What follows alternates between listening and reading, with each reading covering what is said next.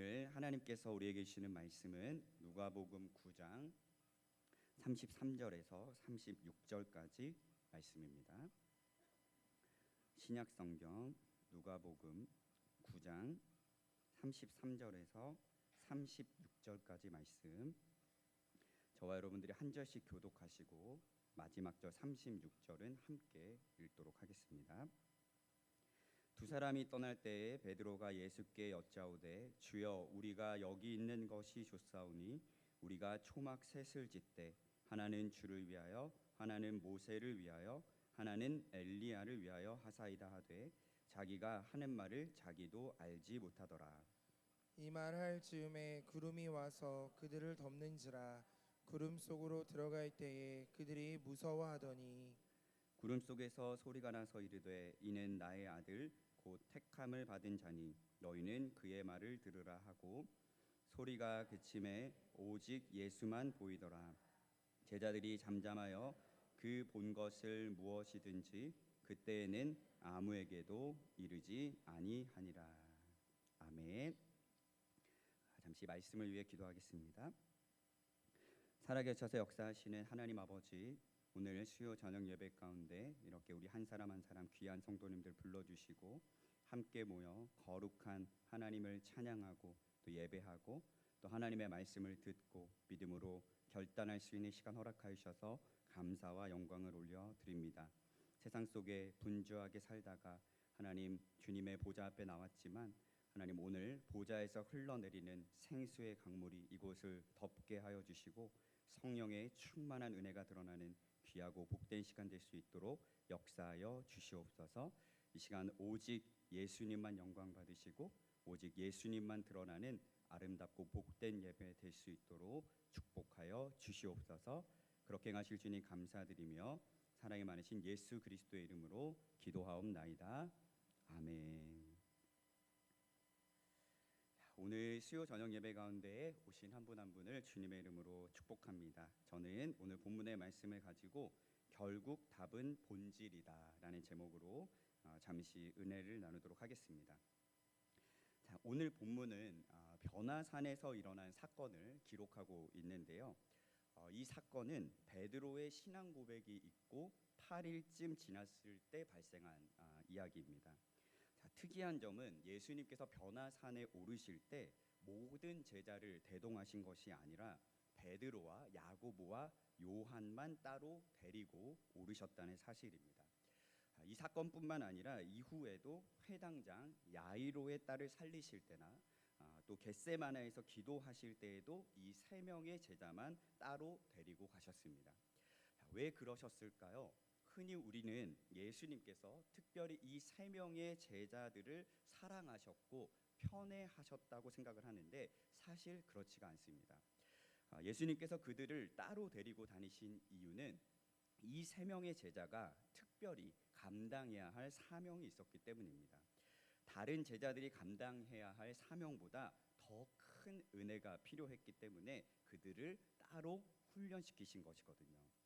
베드로는 예수님께서 승천하신 이후에 세워질 초대교회를 이끌어야 할 책임이 주어진 인물이었습니다. 또 야고보 사도는 12사도 가운데 최초의 순교 사명이 주어진 인물이었고요. 요한은 12사도 가운데 마지막까지 이 땅에서 남아서 예수 그리스도의 계시를 전해야 할 특별한 사명이 주어졌던 인물입니다. 그렇게 오른 산에서 예수님이 기도하실 때 용모가 변화되고 옷이 휘어져 광채가 나기 시작했습니다. 하지만 베드로와 두 제자는 너무 피곤한 나머지 깊이 잠이 들어버렸어요. 아마도 밤낮 예수님을 따라다니느라 여간 피곤한 게 아니었을 것입니다. 시간이 흘러서 제자들이 깨어났을 때 호련히 영광 중에 예수님이 두 사람과 함께 서 있는 것을 보게 되었고, 예수님과 함께 서 있는 그 두 사람이 모세와 엘리야라는 것을 알게 되었습니다. 이를 보고 베드로가 황홀한 나머지 초막 셋을 지어서 이곳에 머물렀으면 좋겠다고 이야기하죠.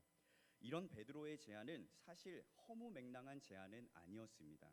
왜냐하면 당시 유대 사회에서는 귀한 손님을 위해서 천막을 따로 지어서 대접하는 관습이 있었기 때문인데요. 하나님의 사자 엘리사를 대접했던 수넴 여인이 그랬던 것처럼 지금 베드로의 제안은 그렇게 허무맹랑한 제안은 아니었다는 것입니다. 하지만 오늘 본문에도 나와 있는 것처럼 베드로는 자기가 지금 무슨 말을 하는지 본인도 알지 못했습니다. 만약 베드로가 변화산 사건의 본질을 제대로 이해했다면 그는 이런 제안을 하지도 않았을 것입니다. 변화산 사건의 가장 핵심은 31절에 나와 있는 것처럼 십자가의 영광입니다. 곧 십자가에서 예수님이 별세하실 거라는 것, 그것은 단순한 죽음이 아니라 영광스러운 죽음이라는 것을 보여주는 사건이 바로 이 변화산 사건입니다. 하지만 초막 셋을 짓자고 제안했던 베드로의 마음에는 십자가 없는 영광을 누리겠다는 의도가 담겨 있었거든요. 그 황홀함에 마음이 뺏겨서 하나님의 일보다 이 세상에서 누릴 수 있는 영광에 사로잡히게 된 것입니다. 그런데 베드로는 이미 이 일이 있기 일주일 전쯤에 십자가 순환의 예고를 듣고 예수님을 만류했다가 엄청난 질타를 받은 터였습니다. 마가복음 8장 33절을 보면 이렇게 기록되어 있습니다. 예수께서 돌이키사 제자들을 보시며 베드로를 꾸짖어 이르시되 사탄아 내 뒤로 물러가라. 내가 하나님의 일을 생각하지 아니하고 도리어 사람의 일을 생각하는도다 하시고. 자, 이 질타를 받은 후에도 영적인 눈이 아직 열리지 않았던 베드로는 또 다시 하나님의 일보다 사람의 일을 더 우선시하는 말을 했던 것이죠. 그래서 그가 고백합니다. 오늘 본문 33절 말씀인데요. 주여 우리가 여기 있는 것이 좋사오니 우리가 초막 셋을 짓되 하나는 주를 위하여 하나는 모세를 위하여 하나는 엘리야를 위하여 하사이다 하되. 베드로에게는 지금 십자가의 영광이 보이는 것이 아니라 자신을 황홀하게 하고 만족하게 하는 변화산 위의 영광만이 보였을 뿐입니다. 그래서 그곳에 머물기를 좋아했다라고 기록이 되어 있는 것이죠. 사랑하는 성도 여러분, 혹시 우리도 신앙생활을 하면서 이런 삶을 살고 있다면 오늘 본문을 통해서 우리가 회개하고 다시 믿음으로 결단해야 될 줄로 믿습니다. 우리를 살리신 예수 그리스도의 십자가의 영광을 바라보는 것이 아니라 이 세상의 황홀함과 영광에 사로잡혀서 헛된 세상의 풍조를 바라보며 따라가고 살아가고 있다면 우리는 주님께 이런 질타를 분명하게 받을 것입니다. 사탄아 내 뒤로 물러가라. 내가 하나님의 일을 생각하지 아니하고 도리어 사람의 일을 생각하는도다. 제가 청년들과 우두동에 나가서 길거리 전도를 하다 보면 생각보다 꽤 많은 기독 청년들을 만나게 됩니다. 저희가 전도 물품과 전도지를 전해주면 저도 어디 교회 다녀요 감사합니다 라고 반응하는 청년들이 꽤 되더라는 것입니다. 술을 한 잔씩 걸치고요. 이런 간헐적인 형상들로 지금 이 시대를 다 표현할 수는 없지만 어쩌면 십자가의 영광을 바라보며 신앙생활을 하는 것보다 십자가 없는 세상의 영광을 바라보고 있는 현대 그리스도인들의 실상을 단편적으로 보여주는 일이 아닌가라는 생각이 듭니다.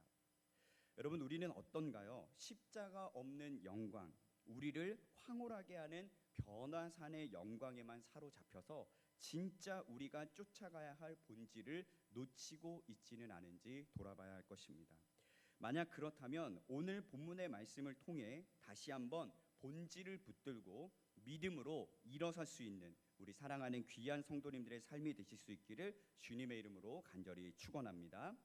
자, 오늘 본문을 제가 개인적으로 묵상하면서 그렇다면 어떻게 해야 우리가 본질을 쫓아 살아가는 그리스도인이 될 수 있을까 질문을 던졌을 때 눈에 들어오는 구절이 있었습니다. 바로 본문 34절 말씀인데요. 상반절만 보겠습니다.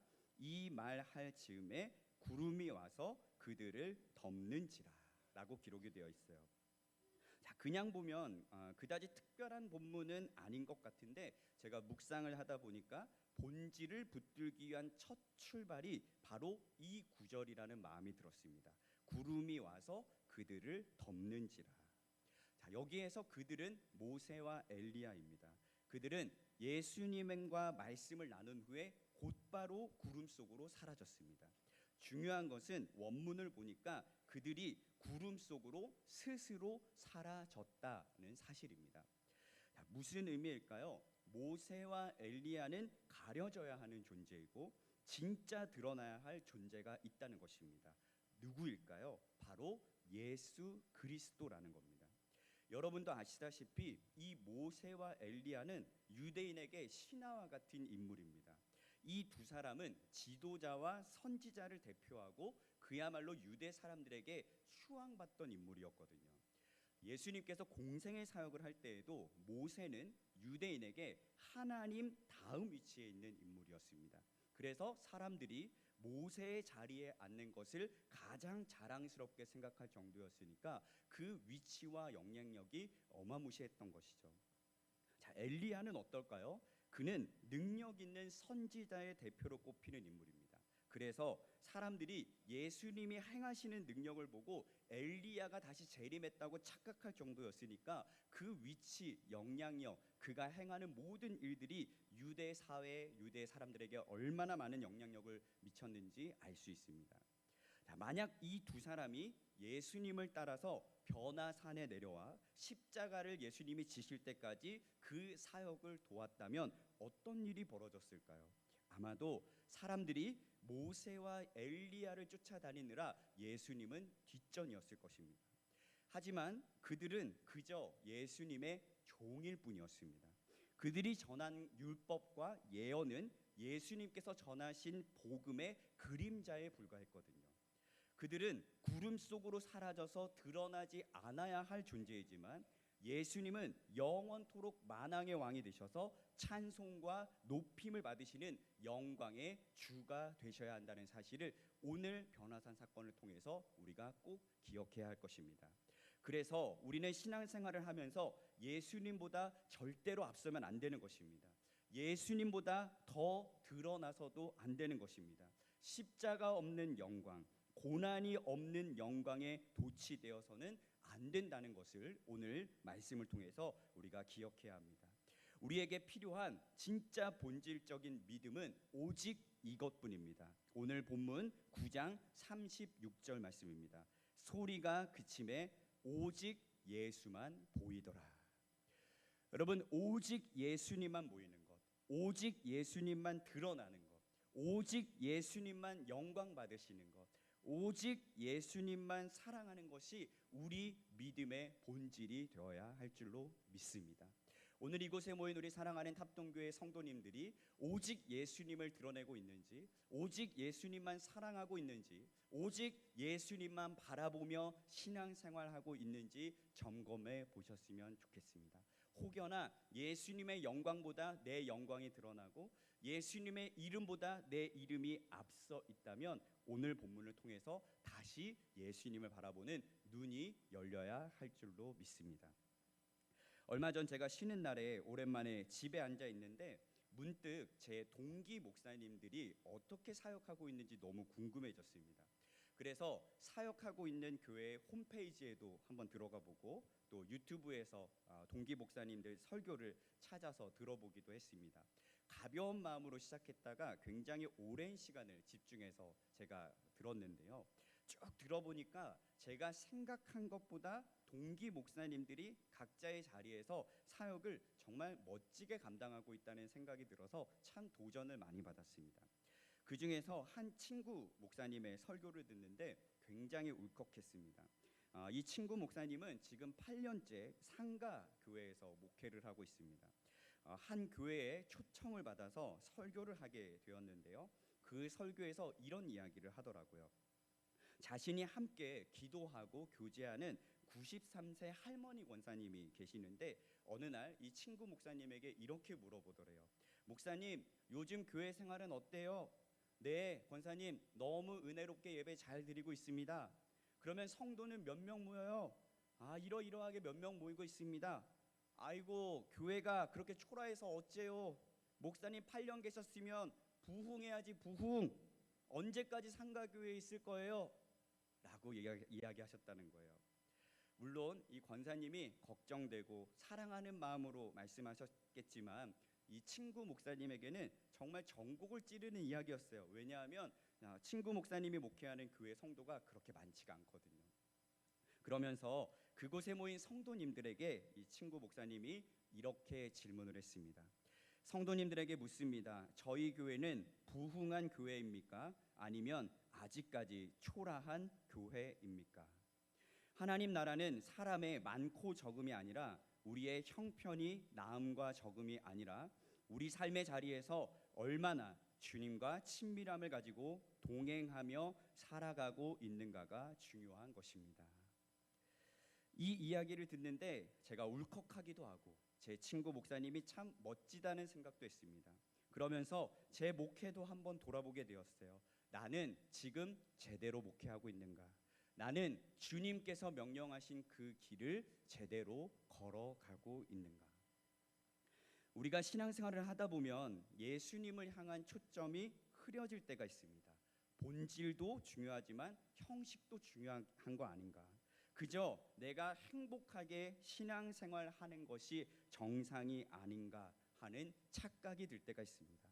물론 형식도 중요하고 나의 행복한 신앙생활도 너무나도 중요합니다. 하지만 예수님보다 이것들이 더 앞서게 되면 이 모든 것은 그저 헛된 공상에 불과하다는 거예요. 이것들이 우리에게 영원한 생명을 보장해 줄 수는 없다는 사실입니다.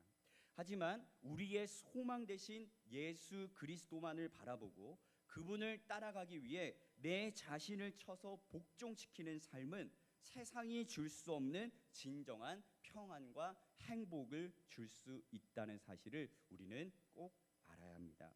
결국 우리 인생의 답은 복음의 본질이신 우리의 알파와 오메가 되시는 만왕의 왕이자 만주의 주가 되시는 오직 예수 그리스도를 믿는 믿음 안에서 살 때 경험할 수 있다는 것을 여러분 꼭 기억하셨으면 좋겠습니다.